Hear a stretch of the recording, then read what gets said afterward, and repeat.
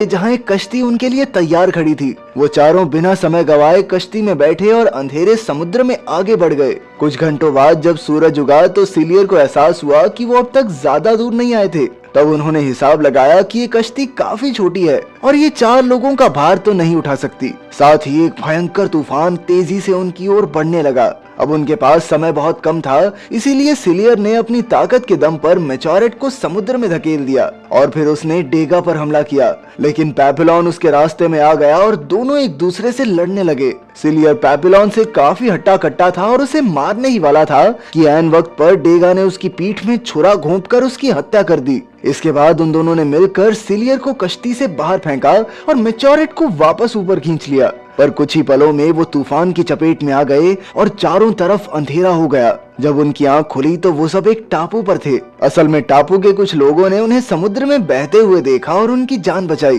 तभी एक नन ने वहां आकर पैपिलॉन को बताया कि ये टापू कोलंबिया में है। शाम को पैपिलॉन ने डेगा से कहा कि उन्हें जल्द से जल्द यहाँ से निकलना चाहिए, लेकिन डेगा ने कहा कि अगर वो जाना चाहता है तो जा सकता है, क्योंकि अब उनकी डील खत्म हो चुकी है। असल में वो भाग भाग कर थक चुका था। अब वो आराम से अपनी जिंदगी किसी एक जगह पर गुजारना चाहता था। फिर पैपिलॉन मेचोरेट के पास गया, लेकिन वो भी टापू की लड़कियों पर लट्टू हो गया था। आखिरकार पैपिलॉन ने अकेले ही वहां से निकलने का फैसला किया, पर तभी अचानक उसकी नजर कुछ ऑफिसर्स पर पड़ी और वो समझ गया कि उस चालाक नन ने उनकी खबर पुलिस को दे दी है। अब पैपिलॉन ने फटाफट जाकर डेगा को उठाया, लेकिन उसी पल ऑफिसर्स ने उन्हें पकड़ लिया। तभी उन्होंने मेचोरेट को पकड़कर गोली मार दी और आखिरकार पैपिलॉन और डेगा को गिरफ्तार करके एक बार फिर से जेल भेज दिया गया। इसके 5 साल बाद हम देखते हैं कि पैपिलॉन ने काला पानी की सजा पूरी कर ली थी और अब उसे डेविल्स आइलैंड जेल में भेजा जा रहा था। लेकिन वहां जाकर पैपिलॉन हैरान रह गया, क्योंकि डेगा भी वहीं कैद था।